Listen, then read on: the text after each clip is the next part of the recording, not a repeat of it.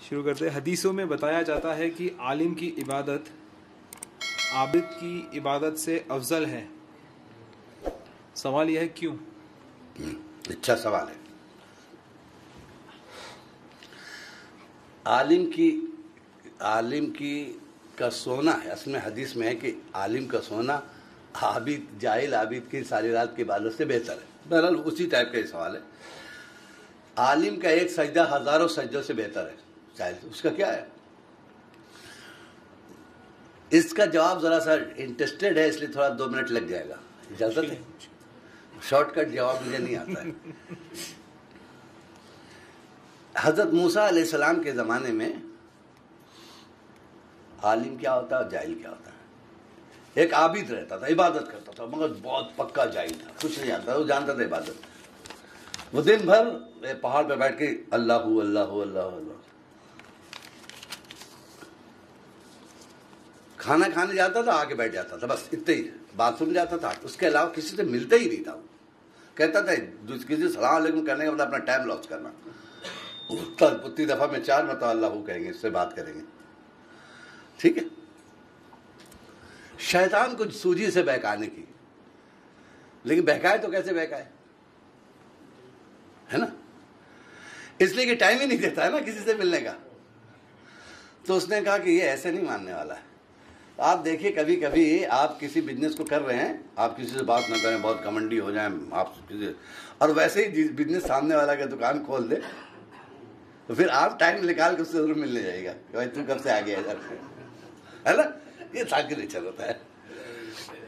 इब्लीस ने क्या किया, दूसरे पहाड़ पे अपना मुसल्ला बिछा दिया। ये अल्लाह क्या जितना बड़े उससे ज्यादा चिल्ला के अल्लाह कहता था वो। ये खाना खाने जाते थे, खाना खाने भी नहीं जाता था। उसने कहा ये कैसा आबिद जिसको भूख भी नहीं लगती है? उसने कहा आज जाने से पहले इससे मिल के जाएंगे। वो आया मिलने के लिए,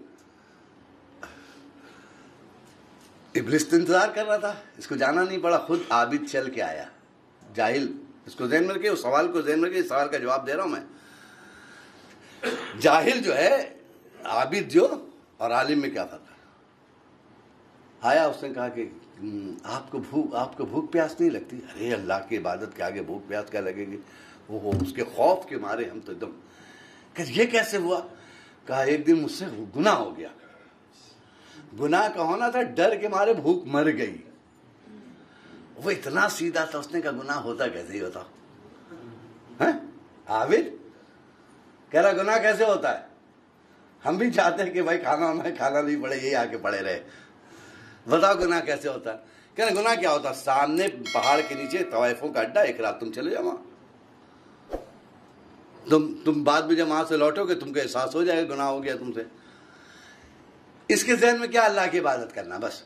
जाहिल आबिद पहुंच गया, दरवाजा भी खटखटा दिया, निकली, वो घबरा गई। ये नहीं घबराया, वो घबरा रही देख के इनको। बोले आप यहां क्या मैं यहां नहीं आ सकता? वो औरत कह रही नहीं आ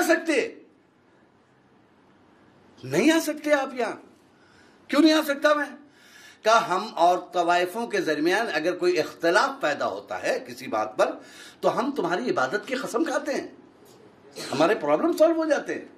उस आबिद की इबादत की कसम खाओ, और तुम यहां कैसे आना हुआ?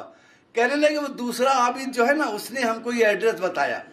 तो वो तवाइफ कहती है कि जिसने तुमको यहां का एड्रेस बताया वो आबिद नहीं हो सकता सिवाय शैतान के, है? वो फौरन उल्टे पैर भागा, अरे शैतान का नाम सुना। अल्लाह ने हुक्म दिया कि इस औरत ने इस आबिद की सारी जिंदगी की इबादत को बचा लिया, उसके सदक़े में मैंने इसके सारे गुनाह माफ किए। कब्ल इसके कोई गुनाह करे इसे उठा लो। मुझे कहना यह है कि आबिद मार्फत के बगैर इबादत करता है और आलिम मार्फत के साथ करता है। इसीलिए आलिम की इबादत आबिद के हजारों गुना से बेहतर है। शुक्रिया